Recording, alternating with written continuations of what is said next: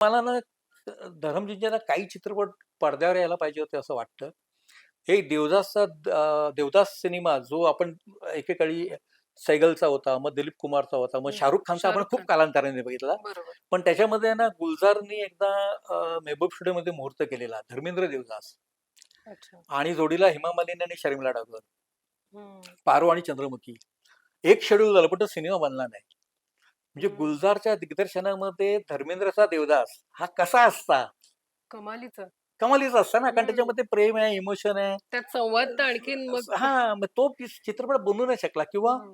एक लाठी नावाचा सिनेमा होता. ऋषिकेश मुखर्जी दिग्दर्शक होते आणि मोहन मोहन पण तो स्टुडिओज सिनेमा कुठे अडला त्याचं त्या सिनेमाचं 4 काही 4 वेळाच्या शूटिंगनंतर तो सिनेमा तिथेच थांबला. अच्छा. तसा लाठी नावाचा एक सिनेमा होता. ऋषिकेश मुखर्जी डायरेक्टर होते आणि मला आठवतंय मोहन स्टुडिओत मुहूर्त झालेला. धर्मेंद्र, गोविंदा आणि माधवी हं.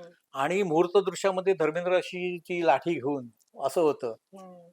पण तोही सिनेमा बनला नाही. तसा एक अजून एक होता सिनेमा अनिल शर्माचा शेर नावाचा एक सिनेमा होता. धर्मेंद्र आणि किमी काटकर. अच्छा. ते शेरजील सिनेमा वेगळा, पण हा शेर नावाचा एक सिनेमा होता. हं. आणि तो पण बनला नाही. असे न बनलेले चित्रपट किंवा आखरी मुघल एक सिनेमा होता, जो त्यांना दिलीप कुमार बरोबर मोठी संधी मिळालेली आणि ट्रेड पेपर्समध्ये ना 2 पानी अशी जाहिरात आलेली.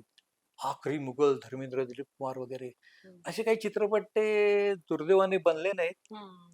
ते बनले असते तर फार बरं झालं असतं. पण धर्मेंद्र हे चित्रपटसृष्टीत कायम फ्रेंडली मानले गेले.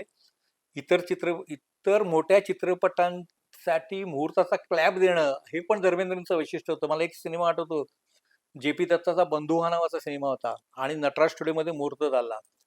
खरं तर जे.पी. दत्तांचा सिनेमा म्हटल्यानंतर त्यामध्ये धर्मेंद्र हे हं. गुलामीमध्ये, बटवारामध्ये वगैरे पाहिलेलं आहे आपण.